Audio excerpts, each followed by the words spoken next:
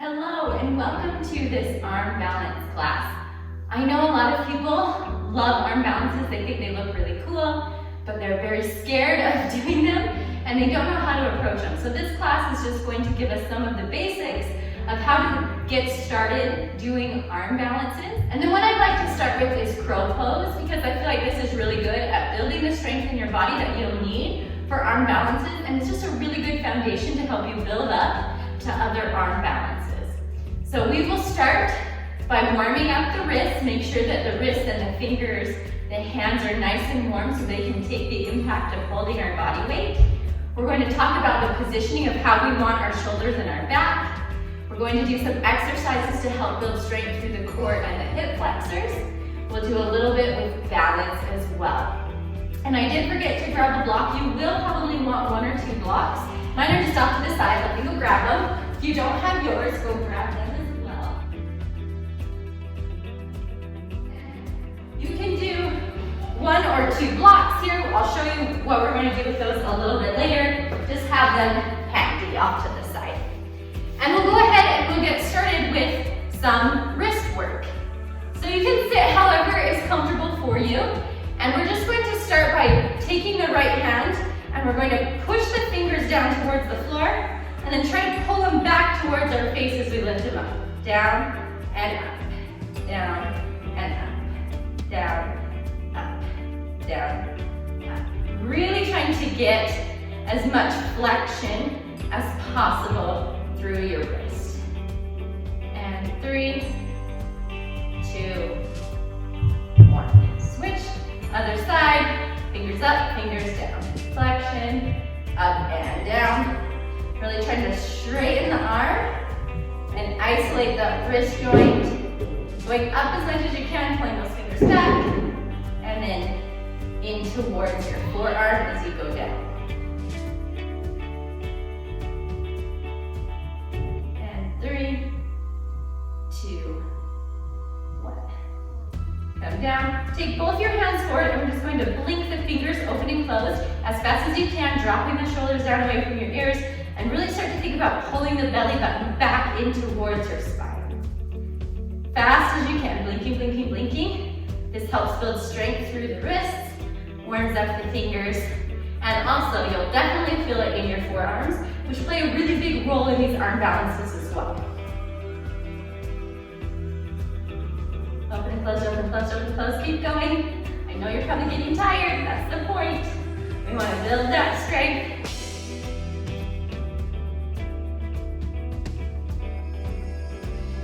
And 10, 9, 8, 7, 6, 5, 4, 3, 2, 1. Shake your back. Good. Let's come onto the hands. Knees are back. And we'll just start to shift our weight forward. We want to really make sure that we're not sinking the chest down, but we're concaving, pushing through the chest, rounding through the upper back. And we'll just shift the weight forward and then back. Forward and back. Spread your fingers apart and try gripping the mat with the pads of your fingers and the pads underneath your fingers on your palms. So these pads of your fingers and then these pads of the palms and the heel of the hand should all be pressing or gripping into the mat as you shift forward and backward. So we're making a dome shape. That's a very strong, stable shape. That's what we want our hands to be doing.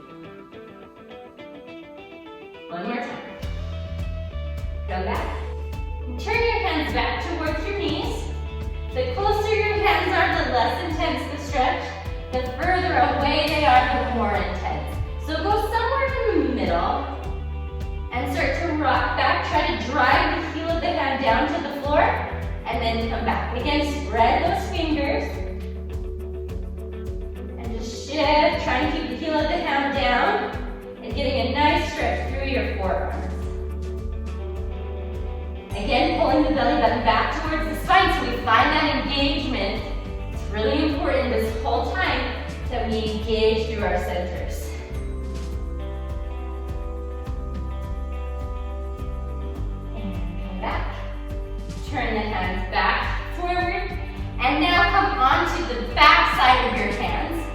palms rotate to the ceiling, and gently start to shift your weight side to side. Nothing super intense, just gently rocking side to side. Trying to keep your arms straight. Come to center, and then pull your hand into a gentle fist and release. Curl the fingers up to a fist and release. Pulling that belly in the whole time. And 4, 3, 2, 1. Slowly release. And then just like a dog paddle, if you're in the water, just dog paddling. Just let those hands and those wrists relax out. Nice. Okay, so we've worked on that. We're going to talk a little bit about the fingers and how they play an important role anytime you're in a hand balance. So we don't want to have the hands completely flat on the floor. We want to be able to use our fingers to help with balance. So as we shift our weight forward, we should be able to grip the fingers into the mat to help us be able to balance and to stabilize.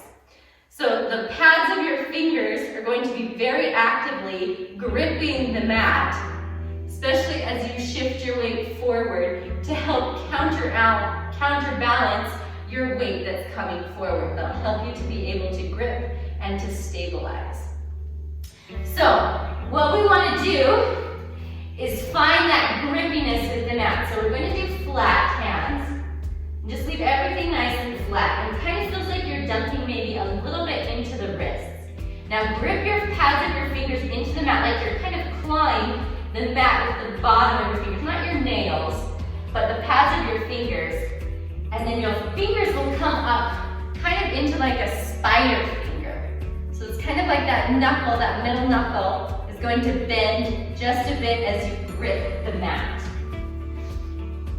And then release. And just feel how those two places feel different. As you shift your weight forward, you're going to really grip the fingers into the mat to help stabilize as you take all the weight forward. Because in a crow pose, we will have our feet off the floor and our arms supporting our whole entire body weight. So we want to be able to find that stability and that balance by gripping. If we don't grip, you're more likely to fall forward on your head. If you grip, it's going to help stop and balance that weight. All right, so we've done the wrists, we've done the fingers, we've done the forearms. Let's talk about our shoulders. So anytime we are balancing or using our body or our arms to support us, we want to make sure that we have kind of a dome shape in our back. I talked about that being a very stable shape. We don't want this collapsing and squeezing of the shoulder blades. That's a weak shape. It puts a lot of pressure on the body, and it's not great for stabilizing or for strength work. So like anytime you're in a plank or anytime you're in any sort of arm balance, you really want to be able to protract the shoulders to dome out or round out through your upper back. So instead of being like this, where the shoulders are squeezed together or pinched together through the scapula on the back side, this causes your belly to dip down, your back to arch. Your belly's really loose, your core muscles are not engaged, and this is a really weak place to be. Most of the pressure is going into your lower back, which we want to avoid. We want to take the weight in our arms and our shoulders. So we'll use our center to stabilize. We'll start by pulling the belly button in and taking the pelvis under. We're going to grip the fingers into the mat and then press up through your shoulder blades. So you protract those shoulder blades, trying to round out as much as you can, separating the shoulder blades away from each other and trying to push the middle of your back or the middle, like the spine, up towards the ceiling. So this is protraction. Retraction is just the opposite, where you allow the shoulder blades to sink together and your chest to fall through. So this is retraction, protraction, press up. So let's just move through those two positions so you can feel the difference. Grip the fingertips that dome shape. Retract, seat the chest down and through, shoulder blades are coming together. Protract, push away. Feel how much stronger that feels. Your belly is working now. Your arms, your shoulders are working and stable. Retract, your lower back takes the work. Protract, it moves into your arms and your shoulders. Retract, protract, retract, protract. And just move through those two different positions. Making sure that you understand the difference between both those shapes. Keep gripping the fingertips or the finger pads into your mouth. One more time. And release. Shake those out. When you're first starting hand balances, your wrists will probably get sore. That's very normal because they're not used to taking all of that weight. As you do this more, as you stretch, as you strengthen, it will become less and less painful on your wrists. All right, let's build some strength and let's build some courage to be able to shoot forward into a crow pose. Let's start on our hands and our knees. Again, protract, shoulder blades. Pull up the belly button, tuck your pelvis, engage, engage, engage. Really pulling in. So nice and stable. Tuck your toes and just press with your arms to lift your knees off the mat just a little bit into like a bear crawl. Hold it there, try not to sink. Push away from the floor. Tuck the hips under, pull the belly button in. Hold it. Shift your weight a little more forward. Keep rounding your back, pulling your belly in. And then release. Shift back. Take a little breather. You can roll out your wrists if you'd like. We want that strong core pulling up. So the core is really working to pull in to get the hips to lift. And we're pushing out of the mat to make space for our body to curl up underneath itself. Is ideally what's happening in a crow pose. All right, let's hit that again. Stepping it up just one more notch. Coming forward. We'll do a full plank now. Hands under the shoulders. Again, grip your fingers. Pull your belly button up. Step back to a full plank. We don't want our hips up like this. Look at my belly. It's not engaging. It's not working. My shoulders are not protracted. So I have to tuck the hips under, push up through my shoulder blades, squeeze my glutes, hold it there. Push, push, push through your shoulders. Pull back with your heels. Engage your quads. Tuck the hips, squeeze the glutes.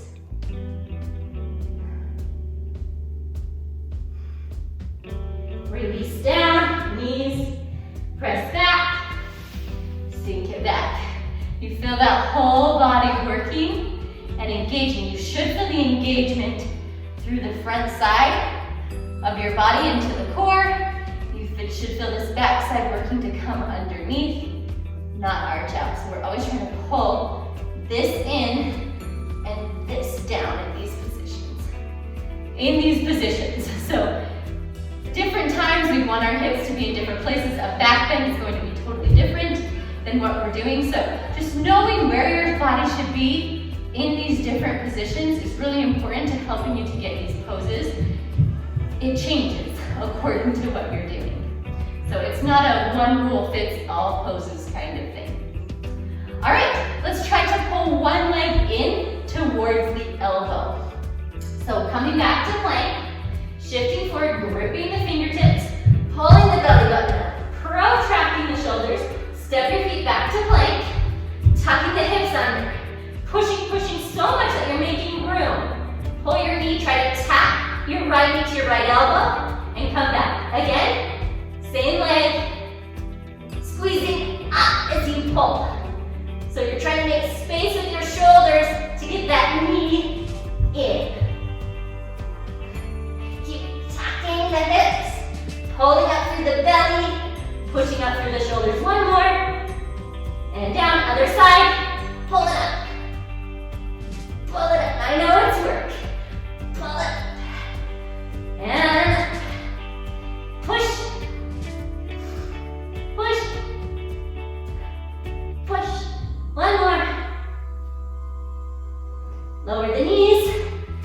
back. So your wrists are feeling it. Mine feel it even now. It's all right. If you need to take more of a break in between, or if you need to your wrists are really, really hurting, you can lower down out of these a little bit earlier. Just make sure you're doing an even amount of sets on both sides, so one side isn't getting a lot more work than the other side. So that pushing out of the floor is going to round the body even more. That's making space for the body to pull. The upper body is making space for the lower body to come and curl in on itself, to pull back in. That's ideally what we are shooting for. All right, we're going to start working into crow a little bit, okay? Those same rules apply. Do not forget what we've already talked about. Hands to the mat. And if you cannot squat, that's also going to be something that you'll want to work on for crow, because essentially you're in kind of a squat position. So if you cannot squat, you'll want to make sure that you work on your squats, work on your hip mobility and flexibility so that you can get into a squat. We're gonna work some squats to help us be able to get into that position right now. Starting with one block, we're going to place it on its highest level to begin with. And instead of it being this way, we want it to be long side facing out. We're going to sink the hips down, coming with your feet a little bit wider than your hips. Try to sit on your block. If you need to, you can walk your feet a little more forward. Use your elbows to press your knees back to open up through your hips and your chest to come forward. So you're pushing those knees open and back. Opening up through your hips. So if the hips are too tight, it becomes really difficult to create that ball-like shape that we want in a crow pose.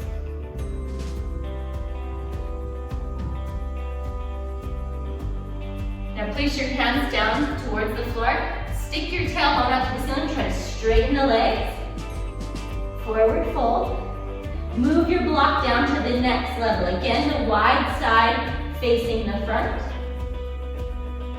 Fingertips to the floor. Turn your toes out. Sink down. Try to sit on the lower level of the block now. Again, elbows push into the knees to help drop the hips back and open them up more.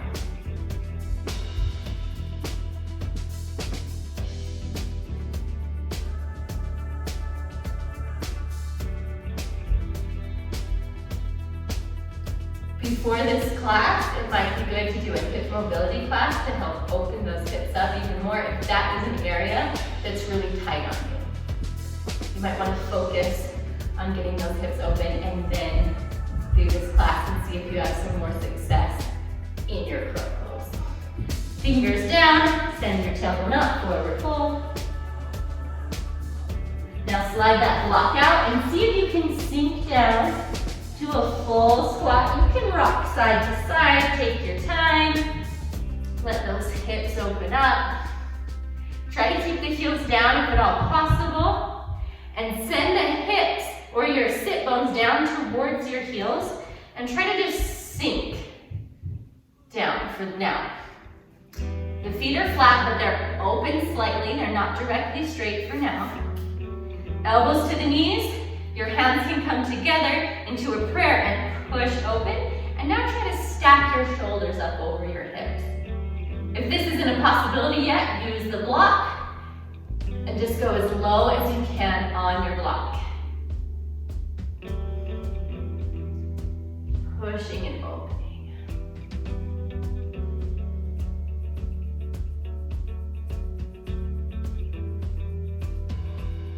Hands down, tailbone up, forward fold. Let your body release.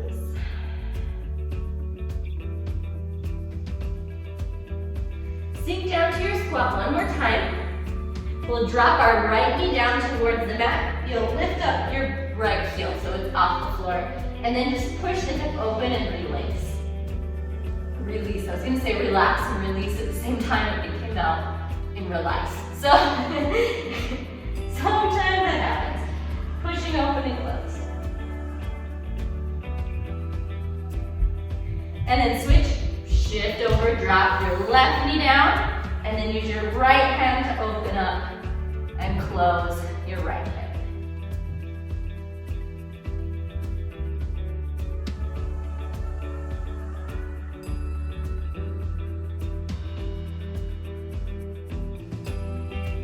Good. Come back to middle, find your squat one more time if you need the block.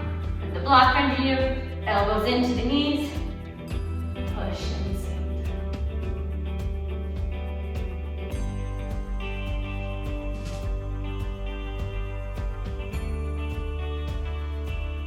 Hands to the floor, lift the hips up. Forward fold. You can rock your hips side to side, shifting your weight.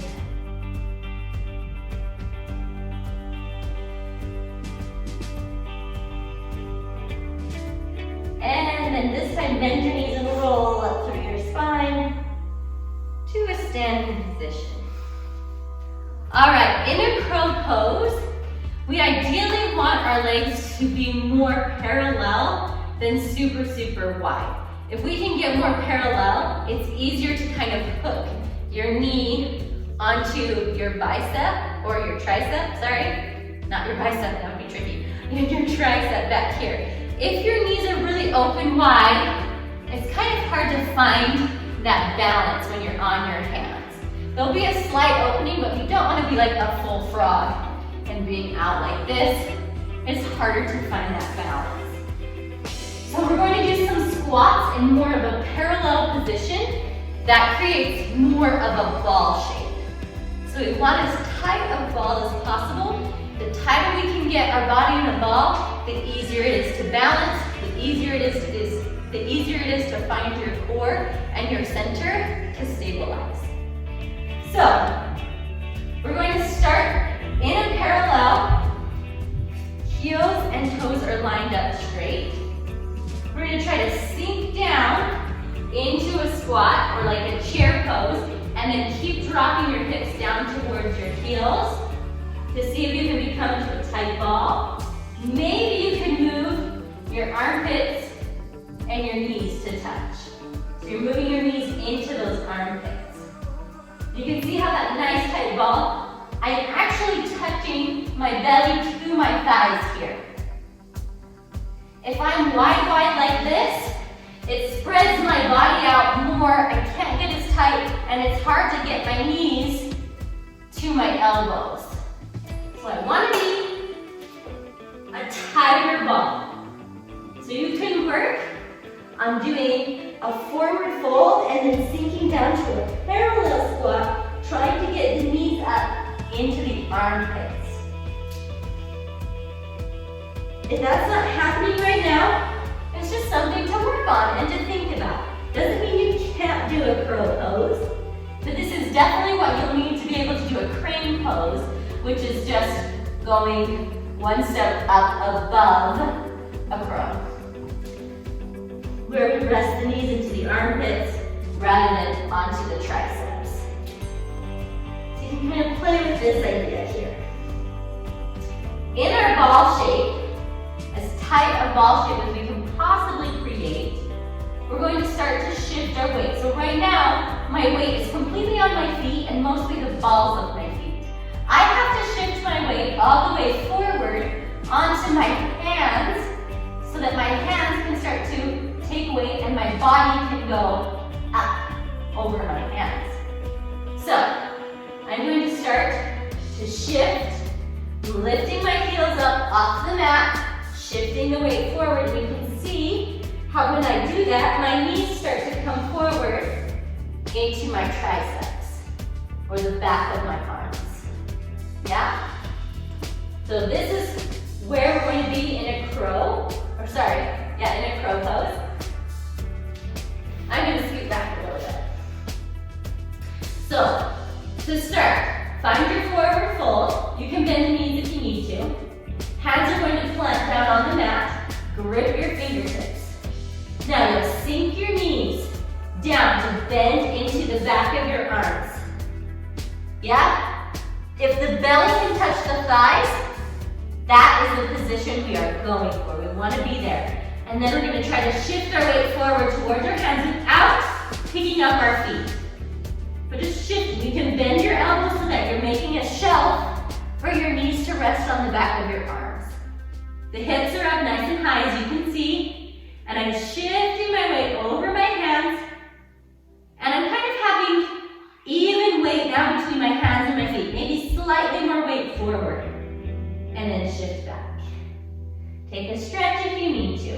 And just play with that, bending the knees, touching the back of your arms, finding a shelf, gripping the fingertips, and then shifting forward. Again, don't drop. My head shouldn't be dropping down towards the floor because I'm protracting the shoulders and I'm pushing out of the floor. And then release. So you can play with that a couple of times to feel that shift coming forward. That's the first step. It can feel scary because you feel like you might fall over. The more you grip, the better it's going to be. If you are really, really nervous about falling forward, do it in front of the couch. So you could shift forward enough to rest your head on the couch and grip those fingertips. Just so you have something that feels like, hey, if I do fall, there's something that's gonna catch me, it's soft, I'm gonna be safe. Yeah? You can also try blocks. The couch is more like a beginner level step. If you feel like you can totally do that, you're not worried about it, you can get your head on the couch, you can shift forward, it's not a big deal, then you might want to try it with some blocks.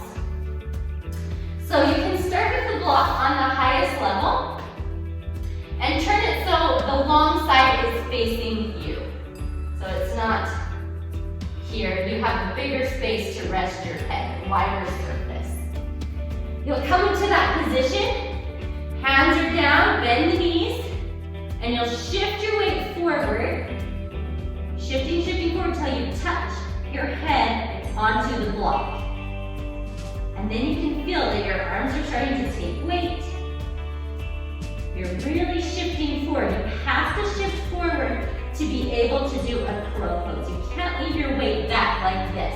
You'll never be able to get up. You have to shift forward.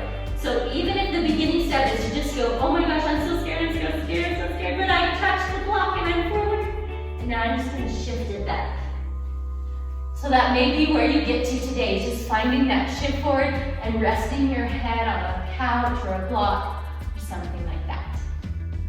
To move on with this, maybe that happens today or maybe this happens next time we do the video, you want to start to try to lift one leg up at a time. So we'll find that position again where we have that squat, the knees are touching the back of the arms, you've made that shelf, you've shifted your weight forward enough that you can touch your block. Then you'll try to lift one leg up, squeezing the heel into your bum, pushing up through your shoulder blades, rounding. Come down, and then try the other side. Squeezing the left leg up and down. You can just play with shifting one at a time. And then coming up when you're ready.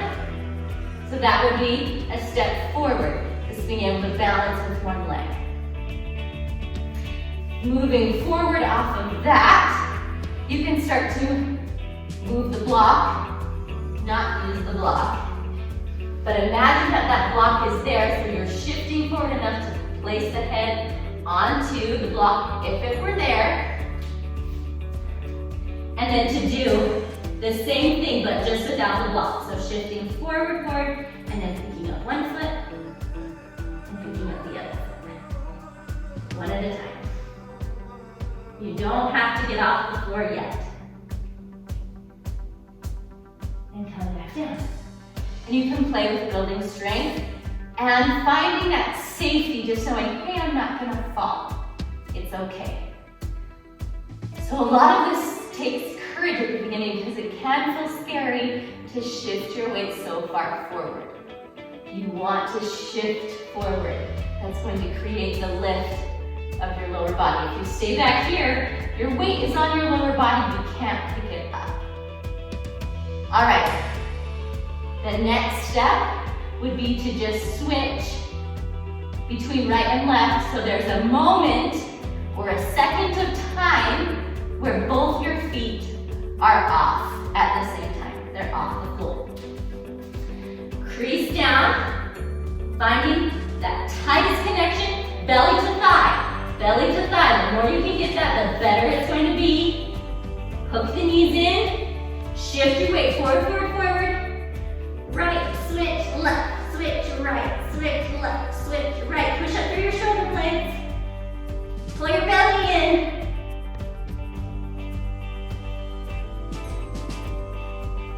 And come down.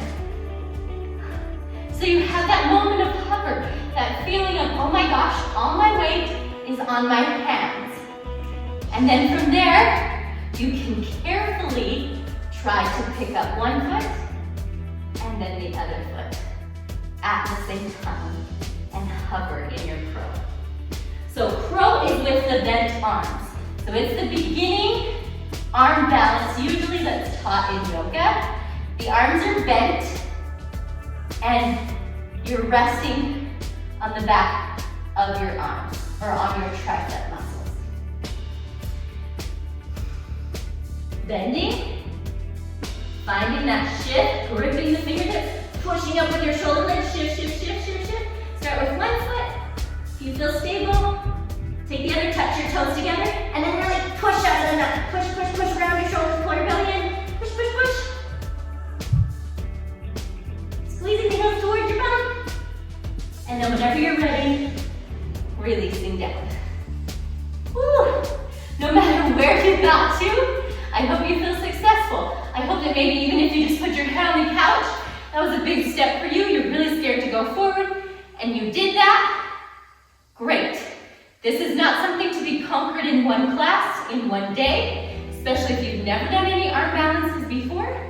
You can repeat this class as many times as you need to be able to get to the point where you can find that lift. Now, if you do have a crow pose, and you're working to improve the crow pose and move it to crane, I'm just gonna give you a few tips for that as well. Now, crane is different from crow only in that your arms are straight, working to be as straight as possible, and instead of resting your knee on your tricep, you're trying to get the knees all the way up to your armpits so your arms can be straight. When they're down here, it's really, really difficult to get that arm all the way straight. So if you can pull it up into the armpit, it'll be a lot easier to be able to straighten out your arms. Before doing a crane, you want to make sure that you've worked on your hip flexibility and the ability to fold yourself into a ball like we talked about. That's going to be even more important in a crane because you're going to be so much tighter. You'll have to stay so much tighter in a ball shape. You can't let it space out like this. In a crane, there's more space. In a crow, there should be less space. Really, really tight. So maybe just sitting and squatting and really trying to find that connection of body to thigh or belly to thigh would be a good place to start. And then just pushing your arms straight here, tucking the tailbone down and engaging your belly. Rounding through your shoulder blades. So it's not on the hands, but that's the shape that you're making in the air. Yeah? And being able to find that first. So if you can't get into a nice tight ball, my recommendation is to work on your mobility, work on your flexibility first. Keep doing the crow pose so you can build the strength. But work on that flexibility to help you be able to get into that tighter ball before trying to just hit the crane pose. Because if you can't get into that position without being on your hands, how do you expect to get into that position while you are on your hands? And then you're setting it up pretty much the same way that you would for a crow pose. except that instead of starting here, where the knees are into the elbows, you want to bend your hips down even more, sinking your tailbone down to get the knees into the armpits, gripping the fingers as you shift your weight. You're going to try to pull your knees up, really using your belly, shifting, and then try to straighten it out. Squeezing, squeezing, squeezing, shifting forward. You're really going to have to use your fingers to stop you from falling forward, because that weight is going more forward as you try to straighten out. And of course, getting the arms completely straight takes time too. Some days it's really there for me, other days it's not as much. So just know if you've been doing a lot of strength work and you've really stretched out your wrists, it's more likely you'll be able to get into that crane position than if you haven't been doing those kinds of things. Yes? Okay, I'll do it one more time. Crane one more time for you.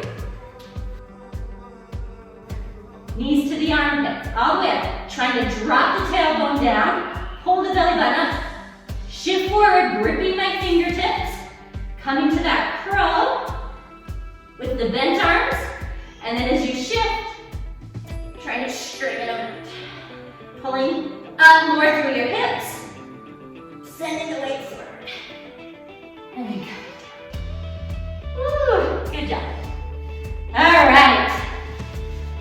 Again, like I said, I hope you felt successful in at least one way today. Just learning more about how to get in it, learning about how to warm up your wrists, learning about protraction or retraction, whatever it may be. I hope that you feel that this tutorial was helpful for you.